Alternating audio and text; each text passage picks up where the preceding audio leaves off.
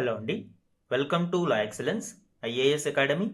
ఈరోజు మనం జూలై 8 నాటి ఈనాడు న్యూస్ పేపర్లోని ఇంపార్టెంట్ కరెంట్ అఫైర్స్ గురించి డిస్కస్ చేద్దామండి.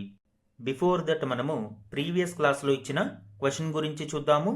మిషన్ ఎంబ్రేస్కు సంబంధించి క్రింది ప్రకటనలను పరిగణించండి. ప్రీవియస్ క్లాస్లో మిషన్ ఎంబ్రేస్కి సంబంధించిన ఇంపార్టెంట్ డీటెయిల్స్ గురించి డిస్కస్ చేయడం జరిగింది. ఆ కంటెక్స్ట్లో ఈ క్వశ్చన్ ఇచ్చాను. 2 స్టేట్మెంట్స్ని ఇక్కడ ఇవ్వడం జరిగింది.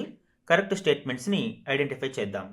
స్టేట్మెంట్ 1, నిష్క్రియ ఉపగ్రహాలను తొలగించడానికి కక్ష్యలో సాఫ్ట్ రోబోటిక్ క్యాప్చర్ టెక్నాలజీని ప్రదర్శించడం దీని లక్ష్యం. స్టేట్మెంట్ 2, ఈ మిషన్ స్కై రూట్ ఏరోస్పేస్ యొక్క విక్రమ్-1 లాంచ్ వెహికల్ ద్వారా ప్రయోగించబడుతుంది. లాస్ట్ క్లాసులో మనం చూసాము, మిషన్ ఎంబ్రేస్ అనేది world's first soft robotic capture of an object in orbit. కక్ష్యలో ఉన్న నిర్జీవ ఉపగ్రహాలు కానీ లేదా స్పేస్ డెబ్రిస్ కానీ సాఫ్ట్ రోబోటిక్ క్యాప్చర్ అంటే రోబోటిక్ ఆర్మ్ ద్వారా దానిని సున్నితంగా క్యాప్చర్ చేయడం. సో దీనినే మనము సాఫ్ట్ రోబోటిక్ క్యాప్చర్ అంటాము. ఈ మిషన్ ఎంబ్రేస్ అనేది ప్రపంచంలోనే మొట్టమొదటి ఈ టెక్నాలజీని ఉపయోగిస్తూ స్పేస్ డెబ్రిస్ని తొలగిస్తున్న ప్రయోగం. ఇక్కడ ఈ ఫిగర్లో చూడవచ్చు సాఫ్ట్ రోబోటిక్ క్యాప్చర్ ఏ విధంగా ఉంటుంది అని. మనకి ఇది ఒక డెమాన్స్ట్రేషన్ మాత్రమే. అండ్ ఈ మిషన్ ఎంబ్రేస్ అనేది విక్రమ్-1 లాంచ్ వెహికల్ ద్వారా మొత్తం 7 పేలోడ్స్ ప్రయోగించబడుతున్నాయి. అందులో ఒక పేలోడ్ ఈ మిషన్ ఎంబ్రేస్. అండ్ మిషన్ ఆగమన్ ద్వారా ఈ విక్రమ్-1 అనేది భారతదేశపు మొట్టమొదటి private orbital launch vehicle. And దీనిని వెరీ సూన్ త్వరలోనే లాంచ్ చేయనున్నారు. స్కై రూట్ ఏరోస్పేస్ దీనిని సిద్ధం చేస్తుంది. అండ్ ఈ మిషన్ ఎంబ్రేస్ని కాస్మోసర్వ్ స్పేస్ అనే అంకుర సంస్థ కేవలం 4 నెలలలోనే సిద్ధం చేసింది. సో ఇది కాస్మోసర్వ్ యొక్క మిషన్ ఎంబ్రేస్కి సంబంధించిన కీలక డీటెయిల్స్. అండ్ ఇక్కడ ఆన్సర్ ఏమవుతుంది? Statement 1 and 2 both the statements are correct. Answer C, both 1 and 2 are correct. ఈరోజు మన ఫస్ట్ ఆర్టికల్ చూడండి. ఇండోనేషియాకు బ్రహ్మోస్తో. బ్రహ్మోస్ అస్త్ర క్షిపణుల విక్రయం సహా 14 ఒప్పందాలు. మోదీ సుబియాంతో చర్చలు. ప్రధానికి అత్యున్నత పౌర పురస్కారం. ఈ ఆర్టికల్ ఇండియా ఇండోనేషియా ద్వైపాక్షిక సంబంధాలకు సంబంధించిన రీసెంట్ డెవలప్మెంట్స్ గురించి వివరిస్తుంది. ఇందులోని కీ పాయింట్స్ ఇప్పుడు చూద్దాం.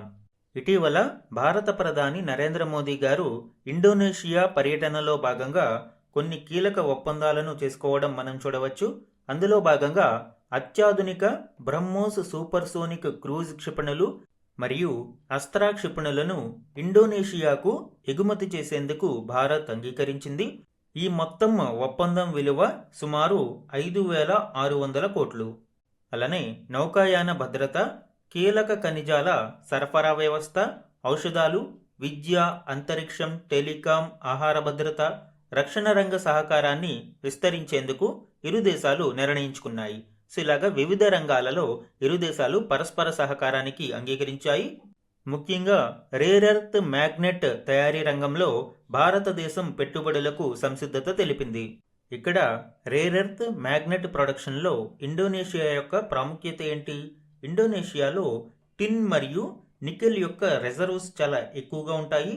అండ్ ఈ నికెల్ టిన్ మైనింగ్ ప్రాసెస్లో బై ప్రొడక్ట్స్గా మోనజైట్ మరియు జెనోటైమ్ అనే మినరల్స్ చాలా అబండెంట్గా లభిస్తాయి. ఈ మినరల్స్ రేర్ ఎర్త్ మ్యాగ్నెట్ ప్రొడక్షన్లో చాలా కీలకం. అందువల్లనే ఇండియా ఈ రంగంలో ఇండోనేషియాలో పెట్టుబడులు పెట్టడానికి నిర్ణయించుకుంది. అండ్ ఈ రేర్ ఎర్త్ ఎలిమెంట్స్ సప్లై చైన్ని స్ట్రెంథెన్ చేయడానికి కూడా ఇరు దేశాలు అంగీకరించడం మనం చూడవచ్చు. అనేక అడ్వాన్స్డ్ టెక్నాలజీస్ లైక్ విద్యుత్ వాహనాలు కావచ్చు, గాలిమరలు, స్మార్ట్ ఫోన్లు, ఇటువంటి వాటిలో ఈ రేర్ ఎర్త్ మ్యాగ్నెట్స్ చాలా కీలకం. భారత ప్రధాని మోదీ మరియు ఇండోనేషియా అధ్యక్షుడు సుబియాంత్ ద్వైపాక్షిక చర్చలలో సుమారు 14 అవగాహన ఒప్పందాలపై సంతకాలు చేశారు. కలిసి ఉత్పత్తి, నౌకల నిర్మాణంలో సహకరించుకోవడం, నిర్వహణ సదుపాయాలపై నేతలిద్దరూ చర్చించారు. ఇందులో కొన్ని కీలక అంశాలని మనం చూస్తే, వ్యూహాత్మకంగా అత్యంత కీలకమైన సబాంగ్ ఓడరేవును ఉమ్మడిగా అభివృద్ధి చేయాలి అని ఇరు దేశాలు నిర్ణయించాయి. ఈ సబాంగ్ పోర్ట్ ఇండియాకు ఎందుకు ఇంపార్టెంట్ అండి? సబాంగ్ పోర్ట్ ఇండియాకు చాలా అతి సమీపంలో ఉంటుంది. సుమత్రా ఐలాండ్స్లో ఉండే ఈ ఓడరేవు ఇండియా యొక్క గ్రేట్ నికోబార్ ట్రాన్స్షిప్మెంట్ ప్రాజెక్టుకు అతి సమీపంలో కేవలం 100 నాటికల్ మైల్స్ దూరంలో మాత్రమే ఉంటుంది. అలానే అండమాన్ అండ్ నికోబార్ దీవుల నుంచి కేవలం 700 నాటికల్ మైల్స్ దూరంలో ఇది ఉంటుంది. అండ్ కీలకమైన మలక్కా చోక్ పాయింట్కు అతి సమీపంలో ఇది మనం చూడవచ్చు. ఈ మలక్కా స్ట్రైట్ అనేది చాలా చాలా కీలకమండి. ఇంటర్నేషనల్ ట్రేడ్లో సుమారు 40% global Seaborn trade and 80% China యొక్క క్రూడ్ ఆయిల్ ట్రాన్సిట్ అన్నీ కూడా ఈ మలక్కా జలసంధి గుండానే వెళ్తాయి. ఈ జలసంధి నికోబార్ దీవులకు కేవలం 74 కిలోమీటర్ల దూరంలోనే ఉంటుంది. అండ్ ఇటీవల సుమారు 72,000 కోట్ల రూపాయలతో భారత్ గ్రేట్ నికోబార్ ఇన్ఫ్రాస్ట్రక్చర్ ప్రాజెక్ట్ను డెవలప్ చేయడానికి కూడా ఇదే రీజన్. ఇక్కడ మేజర్ మిలిటరీ అండ్ లాజిస్టిక్స్ హబ్ని ఏర్పాటు చేయడం ద్వారా ఇరాన్ ఏదైతే హార్ముజ్ జలసంధి మీద పట్టు సాధించిందో సిమిలర్గా భారత్ కూడా మలక్కా జలసంధి మీద అటువంటి పట్టును నిలుపుకుంటే భవిష్యత్తులో చైనాను మనము ఎదుర్కోవడానికి చాలా సులభమవుతుంది. సో ఈ నేపథ్యంలోనే సబాంగ్ ఓడరేవును కూడా ఉమ్మడిగా అభివృద్ధి చేయాలి అని భారత్ మరియు ఇండోనేషియా నిర్ణయించుకున్నాయి. అండ్ ఇండోనేషియా చెల్లింపుల వ్యవస్థతో భారత్ యూపీఐని అనుసంధానించేందుకు కూడా ఇరు దేశాలు అంగీకరించాయి. అండ్ ఐఐఎం బెంగళూరు క్యాంపస్ను ఇండోనేషియాలో ఏర్పాటు చేయనున్నట్లు ప్రకటించారు. ఇక అన్నిటికంటే ముఖ్యంగా ఇండోనేషియాకు భారతదేశం యొక్క ఈవీఎంలను ఎగుమతి చేయడానికి కూడా ఒప్పందం కుదిరింది. ఇవన్నీ ఇటీవలి ద్వైపాక్షిక చర్చలలోని 14 అంశాలలో కీలక హైలైట్స్. ఇక ఈ పర్యటనలో భాగంగా ప్రధాని మోదీ గారికి ఇండోనేషియా అత్యున్నత పౌర పురస్కారమైన బింతాంగ్ ఆదిపూర్ణ స్టార్ ఆఫ్ ఇండోనేషియాను సుబియాంతో ప్రదానం చేశారు. ఇది భారతీయులకు దక్కిన గౌరవమని, దీనిని వారికే అంకితమిస్తున్నానని మోదీ పేర్కొన్నారు. అలానే ఇండియన్ డయాస్పొరాను ఉద్దేశించి జకర్తాలో ప్రధాని మోదీ గారు మాట్లాడారు. రిఫార్మ్, పెర్ఫార్మ్ అండ్ ట్రాన్స్ఫార్మ్ ఇదే తమ మంత్రమని, దీని ఆధారంగానే భారత్ ముందుకెళ్తుంది అని పేర్కొన్నారు. అండ్ ఇండోనేషియా అధ్యక్షుడు సుబియాంతో మాట్లాడుతూ తనలోనూ భారతదేశ డిఎన్ఏ ఉంది అని, భారతీయ సంగీతం వింటే తాను పులకిస్తానని అన్నారు. అలానే ఇరు దేశాల మధ్య ఉన్న హిస్టారికల్ రిలేషన్స్ని కూడా ప్రధాని మోదీ కొనియాడారు. భారత తొలి ప్రధాని ఇండోనేషియా స్వాతంత్ర విషయంలో చేసిన పాత్రను అండ్ ఇండోనేషియా నేతల్ని రక్షించడానికి ఒడిశా మాజీ సీఎం బిజు పట్నాయక్ పాత్రను మోదీ గారు ఈ సందర్భంగా కొనియాడారు. ఇండియా ఇండోనేషియా బైలాటరల్ రిలేషన్స్లో వీరిద్దరి పాత్ర చాలా కీలకమండి. అప్పటి భారత ప్రధాని నెహ్రూ డచ్ ఇంపీరియలిజం నుంచి ఇండోనేషియాను స్వాతంత్ర్యం తీసుకురావడానికి చాలా డిప్లొమాటిక్ ప్రెజర్ తీసుకువచ్చారు మరియు ఐక్యరాజ్య సమితి యొక్క అనేక ఫోరమ్స్లో తమ వాయిస్ను వినిపించారు. అలానే నెహ్రూ గారి ఆదేశాల మేరకు బిజు పట్నాయక్ తరువాత ఆయన ఒడిశా ముఖ్యమంత్రిగా చేశారు. ఆయన కుమారుడు నవీన్ పట్నాయక్ కూడా ఒడిశా ముఖ్యమంత్రిగా చేశారు. ఈ బిజు పట్నాయక్ కళింగ ఎయిర్లైన్స్ యొక్క ఫౌండర్ మరియు ఏస్ పైలట్. సో ఈ నేపథ్యంలో నెహ్రూ గారు ఈ బిజు పట్నాయక్ గారిని డచ్ కంట్రోల్డ్ జావా నుంచి ఇండోనేషియా యొక్క అప్పటి ఫస్ట్ ప్రైమ్ మినిస్టర్ అయిన సుల్తాన్ జహీర్ మరియు వైస్ ప్రెసిడెంట్ మొహమ్మద్ హత్తాను భారతదేశానికి సురక్షితంగా తీసుకువచ్చారు. సో ఇలాగా ఒక స్టేబుల్ గవర్నమెంట్ని ఫామ్ చేయడంలో కూడా భారత్ ఆ సమయంలో ఇండోనేషియాకు సహాయపడింది. ఇండియా ఇండోనేషియా ద్వైపాక్షిక సంబంధాలలోని మరిన్ని డీటెయిల్స్ చూడండి. Strategic and political alignment. ఇరు దేశాలు కూడా ప్రపంచంలోని లార్జెస్ట్ డెమోక్రసీస్లో ఒకటి. అండ్ భారతదేశం యొక్క యాక్ట్ ఈస్ట్ పాలసీ మరియు ఇండో పసిఫిక్ విజన్లో ఇండోనేషియా ప్రముఖ పాత్రను పోషిస్తుంది. ఇండియాకు చాలా vital partner in this vision. అలానే డిఫెన్స్ అండ్ మారిటైమ్ సెక్యూరిటీ విషయంలో ఇరు దేశాలు మారిటైమ్ కోఆపరేషన్ని చూడవచ్చు. అండ్ లేటెస్ట్గా బ్రహ్మోస్ అండ్ అస్త్ర క్షిపణుల ఎగుమతులకు ఇరు దేశాలు ఒప్పందం చేసుకున్నాయి. అలానే జాయింట్ మిలిటరీ ఎక్సర్సైజెస్ లైక్ గరుడ శక్తి, సముద్ర శక్తి అనేవి ప్రతి ఏటా ఇరు దేశాలు నిర్వహిస్తూ ఉంటాయి. ఇక ఎకనామిక్ అండ్ కమర్షియల్ ట్రేడ్లో ఇరు దేశాల మధ్య ద్వైపాక్షిక వాణిజ్యం 2024-25లో $28.15 బిలియన్ చేరుకుంది. అండ్ భారతదేశం కీ ఇంపోర్ట్స్ మనం చూస్తే పామ్ ఆయిల్ కావచ్చు, కోల్ కావచ్చు, ఇండోనేషియా నుంచి దిగుమతి చేసుకుంటూ ఉన్నాము. ఇరు దేశాలు లోకల్ కరెన్సీ సెటిల్మెంట్ మెకానిజంకు ప్రాధాన్యతనిస్తున్నాయి. అంటే డాలర్స్ మీద ఆధారపడకుండా ఇరు దేశాలు తమ యొక్క లోకల్ కరెన్సీలలో సెటిల్మెంట్స్ అనేవి చేసుకుంటున్నాయి. ఇక టెక్నాలజీ, ఎనర్జీ అండ్ ఇన్ఫ్రాస్ట్రక్చర్ విషయంలో critical minerals, AI, space tech, digital public infrastructure like UPI ఇటువంటి అనేక అంశాలలో ఇరు దేశాలు ఒప్పందాలు చేసుకున్నాయి. అండ్ సివిలైజేషనల్ కనెక్ట్ కూడా మనం చూస్తే రామాయణ, మహాభారత ఇతిహాసాలు ఇండియా, ఇండోనేషియా మధ్య సంబంధాలను సూచిస్తున్నాయి. అండ్ ఇండోనేషియాలోని ప్రంబనన్ టెంపుల్ రెస్టోరేషన్కు ఇండియా ముందుకు వచ్చింది. అండ్ సుమారు ఇండియన్ డయాస్పొరా అక్కడ 1,20,000 మంది వరకు భారతీయులు ఉన్నారు. ఇండోనేషియాలో అనేక స్ట్రీట్స్కి రామాయణ, మహాభారతంలోని పాత్రల పేర్లు ఉంటాయి. అండ్ ఈవెన్ ఇండోనేషియన్ యొక్క ఎయిర్లైన్స్ పేరు గరుడ. ఇవన్నీ కూడా భారతదేశం యొక్క ప్రాచీన నాగరికతకు ఇండోనేషియాకు మధ్య దగ్గర సంబంధాన్ని సూచిస్తున్నాయి. సో ఇవి ఇండియా, ఇండోనేషియా ద్వైపాక్షిక సంబంధాలకి సంబంధించిన ఇంపార్టెంట్ డీటెయిల్స్. అండ్ ఇండియాకి ఇండోనేషియా ఎందుకు వన్ ఆఫ్ ద స్ట్రాటజిక్ పార్ట్నర్గా మనం ఇందులో చూడవచ్చు. ఈవెన్ నాన్ అలైన్మెంట్ మూవ్మెంట్లో కూడా ఇరు దేశాలు ఫౌండింగ్ మెంబర్స్గా చూడవచ్చు. అప్పట్లో నాన్ అలైన్మెంట్ మూవ్మెంట్కు భారత్ చాలా కట్టుబడి ఉంది. బట్ ఇటీవలి కాలంలో ఈ అలీనోద్యమాన్ని భారతదేశం కొంత పక్కన పెట్టడం మనం చూడవచ్చు. బట్ ఎనీహౌ ఇండియా యొక్క one of the major foreign పాలసీగా ఈ నామ్ని మనం చూడాలి. మన నెక్స్ట్ ఆర్టికల్ చూడండి. మట్టి దిబ్బ ఉగ్రరూపం, వయనాడ్లో ముగ్గురి దుర్మరణం. ఈ ఆర్టికల్ ఇటీవల కేరళలోని వయనాడ్లో ఒక ల్యాండ్ స్లైడ్ మట్టి దిబ్బ దూసుకురావడంతో కొంతమంది మృత్యువాత పడ్డారు.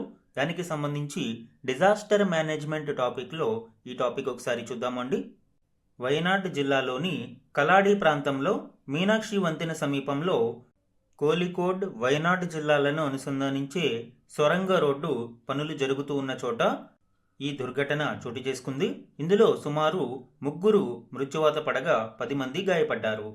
యాక్చువల్లీ ఇది కంప్లీట్ ల్యాండ్ స్లైడ్ లాగా కాదు, బట్ అక్కడ సొరంగ పనుల కోసం తవ్విన మట్టిని కుప్పలాగా పోయడంతో భారీ వర్షాలకు ఆ మట్టి స్లైడ్ అవుతూ ఒక్కసారిగా కుప్పకూలిపోయింది. దీంతో కొండ చర్యలు విరిగిపడ్డ తరహాలో ఈ మట్టి మొత్తం అక్కడ కమ్మేయడంతో ఎక్కువ మంది ఇందులో గాయపడ్డారు. అలానే ఈ సంఘటన 2024లో వయనాడ్లోనే జులైలో కొండ చర్యలు విరిగిపడి సుమారు 250 మంది ప్రాణాలు కోల్పోయిన ముండాక్కయి, చురాల్మల గ్రామాలకు సమీపంలోనే చోటు చేసుకుంది. ఈ కంటెక్స్ట్లో ఈ ల్యాండ్ స్లైడ్స్ టాపిక్ ఒకసారి చూద్దాము అండి.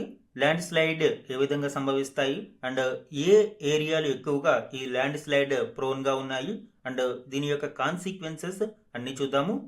ప్రధానంగా ల్యాండ్ స్లైడ్స్ 2 రకాలుగా ఉంటాయి. ఒకటి న్యాచురల్, రెండవది మ్యాన్మేడ్. ఇప్పుడు వయనాడ్ జిల్లాలో లేటెస్ట్గా సంభవించింది మ్యాన్మేడ్ డిజాస్టర్. ఈ ల్యాండ్ స్లైడ్స్కి గల ప్రైమరీ ట్రిగ్గర్స్ చూస్తే హెవీ రైన్ఫాల్ ఎప్పుడైతే సంభవించిందో ఈ ఎక్కువ వర్షపాతం వలన సాయిల్ యొక్క ఆ గట్టితనం తగ్గిపోయి అది స్లైడ్ అవడానికి కారణమవుతుంది. అలానే కొన్ని సందర్భాలలో జియోలాజికల్ యాక్టివిటీ లైక్ భూకంపాలు, అగ్నిపర్వత విస్ఫోటనం ఇటువంటివి కూడా నేల కంపించడానికి కారణమైనప్పుడు ల్యాండ్ స్లైడ్స్ అయ్యే అవకాశం ఉంది. అలానే ఎరోజన్, కొన్ని సందర్భాలలో నదీ పరివాహక ప్రాంతాలలో ఈ కొండలు, గుట్టలు ఎరోజన్కి గురి అయ్యి, కోతకి గురి అయ్యి గట్టిదనం కోల్పోయి అవి స్లైడ్ అయ్యే ప్రమాదం ఉంది. ఇవన్నీ కూడా ప్రైమరీ ట్రిగ్గర్స్గా మనం చెప్పవచ్చు. అదే కాకుండా హ్యూమన్ యాక్టివిటీస్ కూడా లైక్ డిఫారెస్టేషన్, అడవులను నరికివేయడం వలన ప్రవాహాలు, ఈ ఫ్లోటింగ్ అనేది చాలా ఫోర్స్గా రావడం వలన స్లైడ్స్ ఎక్కువగా జరుగుతాయి. అలానే వేళ్ళు, మొక్కల యొక్క వేళ్ళు భూమిని పట్టి ఉంచే లక్షణం ఉంటుంది. బట్ అడవుల నరికివేత వలన ఇది కూడా కోల్పోయి ల్యాండ్ స్లైడ్స్ విపరీతంగా అయ్యే ప్రమాదం ఉంది. అండ్ అన్రెగ్యులేటెడ్ కన్స్ట్రక్షన్స్ కావచ్చు, మైనింగ్ యాక్టివిటీస్ ఇది కూడా చాలా ప్రమాదకరమైనది. మైనింగ్ యాక్టివిటీస్, డ్రైనేజ్ మాడిఫికేషన్ ఇవన్నీ కూడా ల్యాండ్ స్లైడ్స్కి దారితీసే ప్రమాదం ఉంది. రీసెంట్ ఎగ్జాంపుల్స్ మనం చూస్తే వయనాడ్ కేరళలో సంభవించింది. అండ్ 2024 జూలైలోనే వయనాడ్లోనే కొండ చర్యలు విరిగిపడడం గురించి కూడా చెప్పుకున్నాము.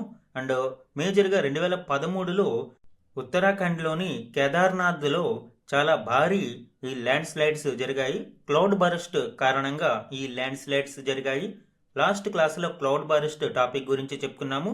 అండ్ ఈ క్లౌడ్ బరస్ట్ కారణంగా ఏర్పడిన విపరీతమైన భారీ వర్షపాతం కారణంగా కొండ చర్యలు విరిగిపడ్డాయి. ఇందులో సుమారు 5,700 మంది ప్రాణాలు కోల్పోయారు. వన్ ఆఫ్ ద హ్యూజ్ కెటాస్ట్రోఫ్గా చెప్పవచ్చు. అలానే 2014లో మహారాష్ట్రలోని మాలిన్ ప్రాంతంలో కూడా ఇంటెన్స్ రెయిన్ఫాల్ వలన ఒక గ్రామం మొత్తం ఈ ల్యాండ్ స్లైడ్స్లో తుడిచిపెట్టుకుపోయింది. సుమారు 150 మందికి పైగా మరణాలు సంభవించాయి. ఇవన్నీ ఇటీవలి కాలంలో సంభవించిన ల్యాండ్ స్లైడ్స్కి ఉదాహరణలండి. ఈ టాపిక్ డిజాస్టర్ మేనేజ్మెంట్లో ఇంపార్టెంట్ అండి. భారతదేశంలో సుమారు 13 నుంచి 15% భూభాగం ఈ ల్యాండ్ స్లైడ్స్కి గురయ్యే ప్రమాదాన్ని కలిగి ఉంది. సుమారు 4.2 లక్షల స్క్వేర్ కిలోమీటర్స్ భూభాగం ఈ ప్రమాదాన్ని ఎదుర్కొంటూ ఉంది. ఎస్పెషల్లీ హిమాలయ ప్రాంతము మరియు నార్త్ ఈస్ట్ ప్రాంతంలో అండ్ వెస్ట్రన్ ఘాట్స్ పశ్చిమ కనుమల ప్రాంతంలో ఈ ల్యాండ్ స్లైడ్స్ సంభవించే ప్రమాదాలు ఎక్కువగా ఉన్నాయి. కేరళ ఏదైతే ఈ వెస్ట్రన్ ఘాట్స్ ప్రాంతంలో ఉందో ఈ కేరళలో ఎక్కువగా మనము ఈ ల్యాండ్ స్లైడ్స్, అలానే హిమాలయన్ రీజియన్లోని ఉత్తరాఖండ్, ఇవన్నీ కూడా ల్యాండ్ స్లైడ్ ప్రోన్ ఏరియాలుగా మనం చెప్పవచ్చు. మన నెక్స్ట్ ఆర్టికల్ చూడండి. కృత్రిమ కణం పుట్టింది. ఈ ఆర్టికల్ ఇటీవలి ఒక గ్రౌండ్ బ్రేకింగ్ రీసెర్చ్కి సంబంధించిన కీలక డీటెయిల్స్ని వివరిస్తుంది. వెరీ ఇంపార్టెంట్ టాపిక్ అండి. స్పుద్ సెల్ ఇటీవలి కాలంలో మనము వింటూ ఉన్నాము. ఈ స్పుద్ సెల్ అనేది ఒక complete lab grown synthetic cell. అంటే దీనిని కృత్రిమంగా తయారు చేశారు. బట్ ఇప్పటి వరకు తయారు చేసిన సెల్స్కి దీనికి డిఫరెన్స్ ఏంటి అంటే ఎటువంటి జీవ కణాలని ఉపయోగించకుండా పూర్తిగా కెమికల్ బేసిస్ మీద దీనిని నిర్మించడం. అండ్ పూర్తిగా ఇది ఒక నార్మల్ సెల్ ఏ విధంగా అయితే బిహేవ్ చేస్తుందో సెల్ డివిజన్ కావచ్చు, సెల్ పెర్ఫార్మెన్స్ కావచ్చు, సేమ్ సిమిలర్గా ఉండడం ఇక్కడ ఒక ప్రధాన విశేషంగా చెప్పవచ్చు. దీనికి సంబంధించి డీటెయిల్స్ చూడండి. ఇప్పటి వరకు మనము ఆర్టిఫిషియల్ ఇంటెలిజెన్స్ గురించి మాట్లాడుతూ ఉన్నాము. ఇప్పుడు అమెరికన్ సైంటిస్టులు ఒక అడుగు ముందుకేసి సజీవ కృత్రిమ కణాన్ని తయారు చేశారు. దీని ప్రత్యేకతలు ఏంటి? ఆహారం తీసుకోవడం, వృద్ధి చెందడం, స్వీయ ప్రతిరూపాన్ని తయారు చేసుకోవడం. అంటే సెల్ డివిజన్ ద్వారా డాటర్ సెల్స్ని కూడా ఉత్పత్తి చేయగలిగే సామర్థ్యం కలిగి ఉంది. సో ఇటువంటి బేసిక్ జీవ సంబంధ ప్రాథమిక లక్షణాలు దీనికి ఉన్నాయి. అంటే సృష్టికి ప్రతి సృష్టి చేయడం దీని అర్థం. దీనికి సంబంధించి కంప్లీట్ డీటెయిల్స్ ఒకసారి చూడండి. పూర్తిగా రసాయనాలతో దీనిని తయారు చేయడం జరిగింది. ఇప్పటి వరకు బయో ఇంజనీరింగ్ ద్వారా సహజ కణాలలో మార్పులు చేస్తూ వచ్చారు. ఎగ్జాంపుల్, మానవ ఇన్సులిన్ జన్యువులను ఈకోలి బ్యాక్టీరియా కణాలలోకి చొప్పించి ఇన్సులిన్ తయారు చేసి ఈ డయాబెటిక్ పేషెంట్లకి సంబంధించిన చికిత్సలో ఉపయోగిస్తూ ఉన్నారు. అయితే ఇప్పుడు ఇలాగ బయో ఇంజనీరింగ్ కాకుండా కంప్లీట్గా ఒక కొత్త కృత్రిమ కణాన్ని, సహజ కణాలు ఏ విధంగా అయితే ప్రొడ్యూస్ అవుతాయో సేమ్ అదే విధంగా మిమిక్ చేస్తూ ఒక కృత్రిమ కణాన్ని ఎటువంటి స్పెర్మ్ కానీ, ఎగ్ కానీ, జైగోట్ కానీ లేకుండా కంప్లీట్గా ల్యాబ్ గ్రోన్ రసాయనాలను ఉపయోగించి తయారు చేయడం విశేషం. ఇది అమెరికాలోని మినిసోటా విశ్వవిద్యాలయ శాస్త్రవేత్తలు దీనిని డెవలప్ చేయడం జరిగింది. ఒక జీవిలోని కణం ఏదైతే ఉంటుందో సేమ్ అదే విధంగా ఈ స్పుద్ సెల్ కూడా ఆహారం తీసుకుని వృద్ధి చెందుతుంది. ఇది ఒక లైపోజోమ్ సెల్. సో ఇది ఆహారం తీసుకుని వృద్ధి చెంది కణ విభజన ప్రక్రియ ద్వారా 5 తరాల వరకు తన ప్రతిరూపాలను సృష్టించుకోగలుగుతుంది. 30 degrees సెల్సియస్ వద్ద ఈ ప్రక్రియ జరుగుతుంది. ఈ రీప్రొడక్షన్కి దీనికి 12 గంటలు సమయం పడుతుంది. సహజ సిద్ధ బయోలాజికల్ సెల్ సైటోస్కెలిటన్ సహాయంతో తన ప్రతిరూపాన్ని, ఈ రీప్రొడక్షన్ని సృష్టిస్తుంది. అయితే కృత్రిమ కణంలో సైటోస్కెలిటన్ ఉండకపోవడంతో అది ప్రోటీన్లను ఉత్పత్తి చేస్తుంది. ఈ ప్రోటీన్లు దానిపై పోగుపడతాయి. ఫలితంగా స్పుద్ సెల్ విభజనకు గురి అయి తన ప్రతిరూపాన్ని తయారు చేసుకుంటుంది. అలానే ఇక్కడ డిఎన్ఏ అనేది నార్మల్గా జీవులలో ప్రోగ్రామింగ్ లాంటిదిగా చెప్పవచ్చు. మానవ జీనోమ్ సుమారు 30 లక్షల కిలోబేస్ పెయిర్స్ కేబీపీ పరిమాణాన్ని కలిగి ఉంటుంది. ఒక బయోలాజికల్ సహజ కణంలో ఇది 113 కేబీపీగా ఉంటుంది. బట్ స్పుద్ సెల్ జన్యుపటం పరిమాణం 90 కేబీపీ. బయోలాజికల్ సెల్లో ఒకే క్రోమోజోమ్గా ఉంటుంది. బట్ ఇక్కడ ఈ స్పుద్ సెల్లో బయోలాజికల్ క్రోమోజోమ్కి బదులుగా దీని జీనోమ్ 7 భిన్న డిఎన్ఏ ప్లాస్మిడ్లుగా విడిపోయింది. సో ఇలా వివిధ భాగాలతో కూడిన నిర్మాణం వలన కణానికి సంబంధించిన వివిధ విధులను విడిగా ప్రోగ్రామ్ చేయడానికి కూడా వీలవుతుంది. సో దీనివలన మేజర్ అడ్వాంటేజ్గా దీనిని చెప్పవచ్చు. ఇక సహజ సిద్ధ కణంలో ప్రోటీన్ల తయారీకి రైబోజోమ్లు ఉంటాయి.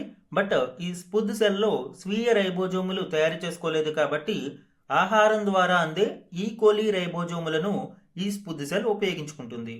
ఈ గ్రౌండ్ బ్రేకింగ్ పరిశోధన వలన అడ్వాంటేజ్ ఏంటి? జీవం పుట్టుక గురించి అర్థం చేసుకోవడానికి ఈ స్పుద్ సెల్ వీలు కల్పిస్తుంది. అలానే సజీవ కణాలకు అసాధ్యమైన పనులను చేయగలిగే వ్యవస్థల రూపకల్పనకు కూడా మార్గం సుగమం చేస్తుంది. అలానే ప్రస్తుతం ఉత్పత్తి అవుతున్న ఔషధాలు, పదార్థాలు, పారిశ్రామిక రసాయనాలకు పరమాణు స్థాయి పరివర్తనలు అవసరం. అయితే ఈ స్పుద్ సెల్ వినియోగం వలన భారీ పారిశ్రామిక రసాయన ప్రక్రియలు అవసరం లేకుండానే కృత్రిమ కణాలతో సాధ్యం చేసే పరిశోధనలు జరగవచ్చు. దీంతో అమినో ఆమ్లాలను కూడా ఉత్పత్తి చేసి కొత్త మందులను తయారు చేయవచ్చు. క్యాన్సర్ వంటి వ్యాధులకి కూడా సమర్థ చికిత్సలు వస్తాయి. దీనికి సంబంధించిన మరిన్ని డీటెయిల్స్ చూద్దాము అండి. Exam point of view important topic. ఈ స్పూద్ సెల్కి సంబంధించి చూడండి, ఈ విధంగా స్పూద్ సెల్ అనేది ఉంటుంది. బయట మెంబ్రెయిన్ అనేది ఇలా చూడవచ్చు. ఇది తినడానికి అంటే ఈట్స్ అని చెప్పుకున్నాము. స్మాల్ న్యూట్రియంట్స్ని ఈ మెంబ్రెయిన్ ద్వారా పీల్చుకుంటుంది. కొంచెం పెద్ద పరిమాణంలో ఉండే వాటిని ఇలా బబుల్ ఫ్యూజన్ ద్వారా తనలోకి అబ్జర్వ్ చేసుకుంటుంది. సో ఆహారం తీసుకుంటుంది అని చెప్పుకున్నాము. అలానే గ్రోస్, ఇది తన సైజుని పెంచుకుంటూ ఉంటుంది, ఇలాగా వృద్ధి చెందుతూ ఉంటుంది. ఇక రెప్లికేట్స్, సహజ సిద్ధ బయోలాజికల్ సెల్స్ ఏ విధంగా అయితే డిఎన్ఏని కాపీ చేస్తాయో సిమిలర్గా ఇది ఇంటర్నల్ డిఎన్ఏని కాపీ చేయగలుగుతుంది. దెన్ రీప్రొడక్షన్, ప్రత్యుత్పత్తిని కూడా తన యొక్క డాటర్ సెల్స్ని ఉత్పత్తి చేయగలుగుతుంది. Divides into 2 new bubbles via engineered membrane pinching. ఇక్కడ బాహ్యమైన ఫోర్సెస్ అవసరం లేదు, కేవలం తన యొక్క సహజ సిద్ధంగా ఉండే ఈ లక్షణాలు ఏదైతే మెంబ్రెయిన్ పించింగ్ ద్వారా ఈ రీప్రొడక్షన్ అనేది సాధ్యమవుతుంది. ఇలా కొన్ని వేల సంఖ్యలో ఇవి ఉత్పత్తి అవుతాయి. అండ్ న్యాచురల్ సెలక్షన్ పద్ధతిలో అడ్వాంటేజియస్ మ్యూటెంట్స్ ఉన్నాయో ఈ మ్యూటేషన్ పద్ధతిలో కొంత కొత్త పరిమాణంలో కానీ కొత్త లక్షణాలతో కానీ అడ్వాంటేజెస్గా మారినవి ఒరిజినల్స్ని అవుట్ కంపీట్ చేస్తాయి. అంటే ఇవి ఒరిజినల్స్ని దాటుకుని వెళ్ళి న్యాచురల్ సెలక్షన్లో ముందుకు వెళ్తూ ఉంటాయి. సేమ్ ఒక బయోలాజికల్ సెల్ ఏవైతే డెవలప్ అవుతుందో ఒక స్పెర్మ్ మరియు ఎగ్ ద్వారా జైగోట్ డెవలప్ అయ్యి ఆ జైగోట్ సెల్ ఏ విధంగా డిఎన్ఏని రీప్లేస్ చేసి అండ్ రీప్రొడక్షన్ ద్వారా అనేక కణాలుగా ఉత్పత్తి అయ్యి ఫైనల్గా ఒక జీవి ఏర్పడుతుందో, ఇక్కడ కంప్లీట్గా ఒక జీవిని క్రియేట్ చేయకపోయినా రీప్రొడక్షన్ని సాధించి న్యాచురల్ సెలక్షన్ ద్వారా అడ్వాంటేజియస్ మ్యూటెంట్స్ని తీసుకురాగలిగే స్థాయికి ఈ పరిశోధనలు చేరాయి. అండ్ భవిష్యత్తులో మేబీ ఒక కొత్త జీవరాశిని కూడా పుట్టించే అవకాశం లేకపోలేదు. ఇప్పటి వరకు స్పుద్ సెల్ ఏమి చేయగలదు అనేది చెప్పుకున్నాము. ఇప్పుడు ఏమి చేయలేదు, ఇది సహజ సిద్ధ సెల్ బయోలాజికల్ సెల్ లాగే కనిపించినా ఇప్పటికీ హ్యూమన్ హెల్ప్ మీద ఆధారపడి ఉండే అంశాలు ఏంటి అనేది ఇక్కడ చూద్దాం. మొదటిది, ఇది రైబోజోమ్స్ని తయారు చేసుకోలేదు. అలానే కొన్ని రకాల ప్రోటీన్లను కూడా ఇది తయారు చేయలేదు. ఇవి ఖచ్చితంగా ఫీడింగ్ మీద ఆధారపడతాయి. ఈకోలీ వాటి నుంచి తయారు చేసిన వాటిని వీటికి ఫీడ్ చేయాల్సి ఉంటుంది. అలానే లిమిటెడ్ లైఫ్ స్పాన్, ప్రస్తుతం ఇది చాలా స్వల్ప ఆయుష్ను కలిగి ఉంది. కేవలం ఆఫ్టర్ 5 to 10 జనరేషన్స్ రీప్రొడక్షన్ తర్వాత ఇవి డెత్ అయిపోతున్నాయి. Next one, ఫ్లాడ్ inheritance. ఈ డిఎన్ఏ అనేది కూడా ఫ్రాగ్మెంట్ అయిపోతుంది అండ్ పూర్తి స్థాయిలో డిఎన్ఏ కాపీయింగ్ అనేది జరగడం లేదు. ఇక మెటబాలిజం కూడా ఇందులో లేదు. Cannot generate its own energy or clear waste. So ఈ విధంగా మెటబాలిజం అనేది కూడా ఇందులో లేదు. జీవరాశికి అత్యవసరం ఈ మెటబాలిజం అనేది, బట్ ప్రస్తుత పరిశోధనలలో ఇది ఇంకా సాధించలేదు. అలానే ఫ్రెజైల్ అండ్ మాన్యువల్, ఇది చాలా క్లిష్టమైన laboratory skills, complex infrastructure, ingredients ఇవన్నీ అవసరమవుతాయి. అత్యధిక ఖర్చుతో చాలా సంక్లిష్టతతో కూడుకుని ఉంది. ప్రస్తుతం ఈ కృత్రిమ కణం చాలా నెసెంట్ స్టేజ్లో ఉంది. అయితే ఎందుకు ఈ పరిశోధనలు ఇంపార్టెంట్, సింథటిక్ సెల్స్ ఎందుకు అవసరం అనేది ఆల్రెడీ చెప్పుకున్నాము. బేసిక్స్ ఆఫ్ లైఫ్ని అర్థం చేసుకోవడం కోసము అండ్ ఎర్లీ లైఫ్ ఏ విధంగా ఏర్పడింది అనేది తెలుసుకోవడానికి, అండ్ బిల్డ్ యూజ్ఫుల్ టూల్స్, మనకి అవసరమైన మెడిసిన్స్ కావచ్చు, కెమికల్స్ కావచ్చు, మెటీరియల్ సైన్స్లో ఇవన్నిటిలోనూ ఈ కృత్రిమ కణాలు చాలా ఉపయోగపడతాయి. అండ్ స్పీడప్ డిజైన్, సో పరిశోధనల్ని మరింత ముందుకు తీసుకువెళ్లడంలోనూ ఇతర సంక్లిష్ట ప్రాసెసెస్లో ఇవి కీలకంగా వ్యవహరించనున్నాయి. అయితే ఎథికల్ కన్సర్న్స్ అనేవి ప్రధానంగా ఇక్కడ చూడవచ్చు అండి. ఈ విధంగా క్రియేట్ అయిన సింథటిక్ సెల్స్ని లైఫ్గా కన్సిడర్ చేయవచ్చా? ఒకవేళ ఇవి భవిష్యత్తులో మిస్యూజ్ అయ్యే ప్రమాదాన్ని ఏ విధంగా అరికట్టాలి? అండ్ భవిష్యత్తులో ఈ మెటీరియల్స్ మరియు రిసీప్ట్స్కి ఎవరు యాక్సెస్ ఉంటుంది? అంటే ఇప్పటి వరకు ఈ అమెరికా శాస్త్రవేత్తలు దానిని తయారు చేశారు, బట్ ఎవరి కంట్రోల్లో ఇది ఉంటుంది భవిష్యత్తులో ఈ టెక్నాలజీ అనేది ఒక సమస్య. అండ్ ఇవి మెడిసిన్స్ కావచ్చు, ఇతర అప్లికేషన్స్లో ఎంతవరకు సహాయపడతాయి? ఇవన్నీ కూడా ఎథికల్ డైలమాగా ఇప్పుడు మనం చూడవచ్చు. సో ప్రస్తుతానికి ఒక బయోలాజికల్ సెల్ చేసే functions, eating and DNA copying, reproduction, ఇవన్నీ కూడా ఈ సింథటిక్ సెల్ అయిన స్పూత్ సెల్ చేస్తుంది. బట్ దీని యొక్క లైఫ్ స్పాన్ చాలా తక్కువగా ఉంటుంది. డిఎన్ఏ ఫ్రాగ్మెంటేషన్ జరుగుతుంది, కాబట్టి ఇది పూర్తి స్థాయిలో లైఫ్ అనడానికి లేకపోయినా ఒక గ్రౌండ్ బ్రేకింగ్ టెక్నాలజీగా దీనిని చెప్పవచ్చు. మన నెక్స్ట్ ఆర్టికల్ చూడండి. కాలుష్యానికి చెక్ పెట్టే లిక్విడ్ ట్రీ. యాక్చువల్గా మనకి కార్బన్ డైఆక్సైడ్ని పీల్చుకుని ఆక్సిజన్ని విడుదల చేసే చెట్లు క్రమేపీ తగ్గిపోతూ ఉన్నాయి. అనేక కారణాలు, అడవుల నరికివేత కావచ్చు, పట్టణాలు విపరీతంగా పెరగడం, సో ఇవన్నీ కూడా చెట్ల నరికివేతకు దారితీస్తూ ఉన్నాయి. అయితే ఇప్పుడు ఎఫారెస్టేషన్ డ్రైవ్ అంటే మొక్కల పెంపకాన్ని చేపట్టిన ఒక మొక్క పెరగాలి అంటే చాలా సమయం పడుతుంది. అలానే పట్టణ ప్రాంతాలలో మొక్కల పెంపకానికి అవసరమైన స్థలాల కొరత కూడా ఉంది. సో ఇటువంటి వాటిని దృష్టిలో పెట్టుకుని CIMFR, central institute of mining and fuel research, ఒక నూతన పరిశోధనను తీసుకువచ్చింది. లిక్విడ్ ట్రీ అంటే సహజ సిద్ధ చెట్టు స్థానంలోనే ఒక కెమికల్ లిక్విడ్ ట్రీని ఆవిష్కరించారు. ఈ లిక్విడ్ ట్రీస్ అసలైన చెట్ల తరహాలోనే సేవలు అందిస్తాయి. రద్దీ నగరాలలో ఇమిడిపోయేలా దేశంలో తొలిసారి ఈ వాయుశుద్ధి వ్యవస్థను అభివృద్ధి చేశారు. ఈ వ్యవస్థ ఫోటో బయోరియాక్టర్లా పనిచేస్తుంది. ఒక ట్యాంక్ లాంటి నిర్మాణంలో నీటిని, మైక్రో ఆల్గేని నింపుతారు. అందులో కిరణజన్య సంయోగ క్రియ జరుగుతుంది. చెట్ల మాదిరిగానే ఇది కూడా గాలిలోని కార్బన్ డైఆక్సైడ్ను పీల్చుకుని ఆక్సిజన్ను విడుదల చేస్తుంది. గాలిలోని దుమ్ముని కూడా ఇది తొలగిస్తుంది మరియు సహజ లేక కృత్రిమ కాంతితో 24 గంటల పాటు కూడా పనిచేయగలదు. నార్మల్ సహజ సిద్ధ చెట్లు అయితే సూర్యుడి ఉన్న సమయంలోనే ఈ కిరణజన్య సంయోగ క్రియను జరుపుకుంటాయి. బట్ ఈ లిక్విడ్ ట్రీ అనేది సూర్యుడు లేని సమయంలో కూడా ఆర్టిఫిషియల్ లైటింగ్ ద్వారా 24 గంటలు పనిచేసేలాగా రూపొందించారు. ఈ డిజైన్ ఒకసారి చూడండి. Smart algal liquid tree, SALT అని పిలుస్తారు. ఇది ఒక మొబైల్ ఎయిర్ ప్యూరిఫికేషన్ సిస్టమ్గా CSIR ఇన్స్టిట్యూట్ యొక్క CIMFR రూపొందించింది. సో ఆల్రెడీ దీనికి సంబంధించి చెప్పుకున్నాము. Core technology micro algae photosynthesis, micro algae ద్వారా కిరణజన్య సంయోగ క్రియను జరపడం. ఇందులో ఎఫిషియంట్ CO2, నైట్రోజన్ ఆక్సైడ్స్ మరియు గ్రీన్ హౌస్ గ్యాసెస్ని కన్జ్యూమ్ చేసుకుని లైట్ మరియు వాటర్ సహాయంతో ఇది కిరణజన్య సంయోగ క్రియను జరపడం ద్వారా ఆక్సిజన్ను ఉత్పత్తి చేస్తుంది. కీ ఫంక్షన్స్ చూడండి. కిరణజన్య సంయోగ క్రియలో ఇది CO2, NOx, గ్రీన్ హౌస్ గ్యాసెస్ని అబ్జార్బ్ చేసుకుని ఫ్రెష్ ఆక్సిజన్ని రిలీజ్ చేస్తుంది.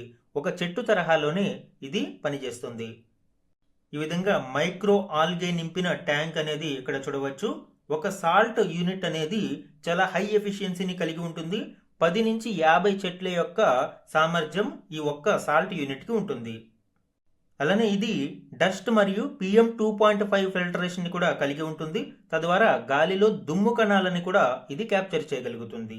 సో ఇది ఒక గ్రేట్ అడ్వాంటేజియస్ టెక్నాలజీగా చెప్పవచ్చు.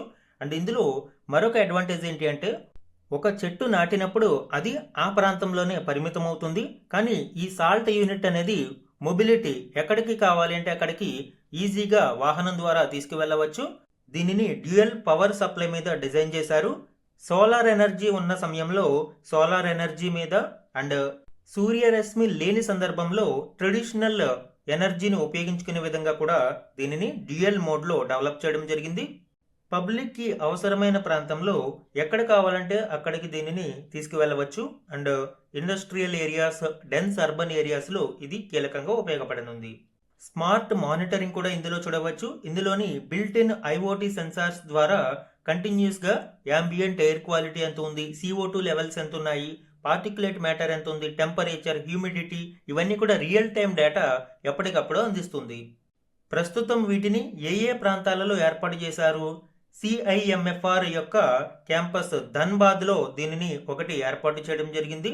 అలానే కోల్ఫీల్డ్, నార్థర్న్ కోల్ఫీల్డ్స్ లిమిటెడ్ యొక్క కోల్డ్ ఫీల్డ్ అయిన సింగ్రౌలీ, మధ్యప్రదేశ్లోని సింగ్రౌలీ కోల్ఫీల్డ్లో కూడా దీనిని ఏర్పాటు చేశారు.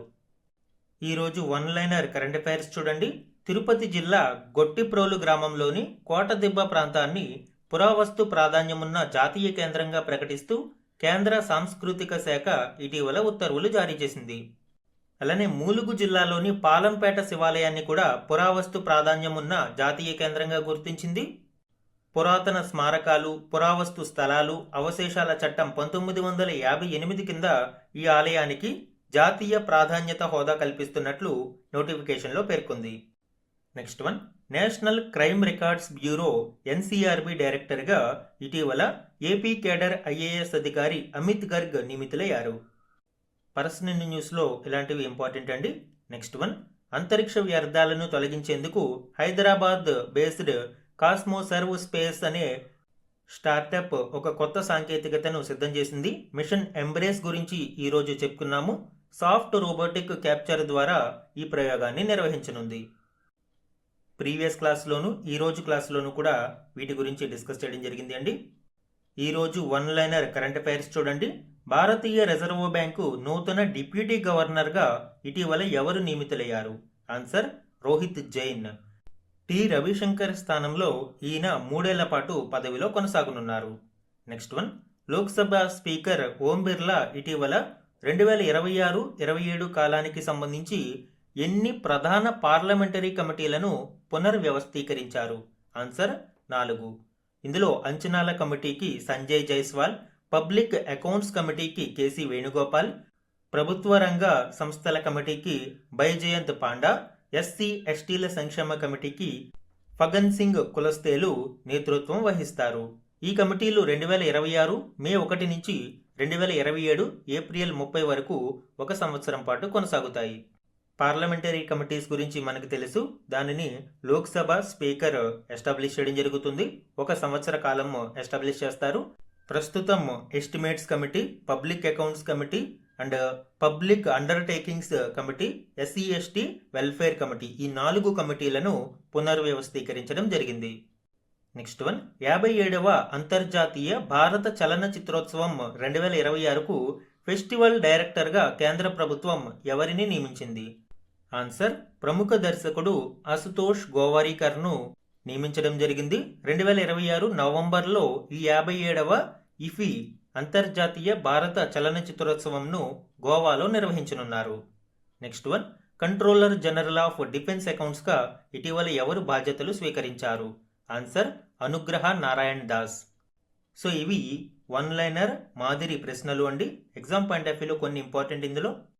అండ్ ఈరోజు క్వశ్చన్ ఆఫ్ ద డే గురించి చూడండి. స్పూద్ సెల్ గురించి ఈరోజు క్లాస్లో మనము డిస్కస్ చేయడం జరిగింది. ఆ కంటెక్స్ట్లో ఈ క్వశ్చన్ ఇచ్చాను అండి.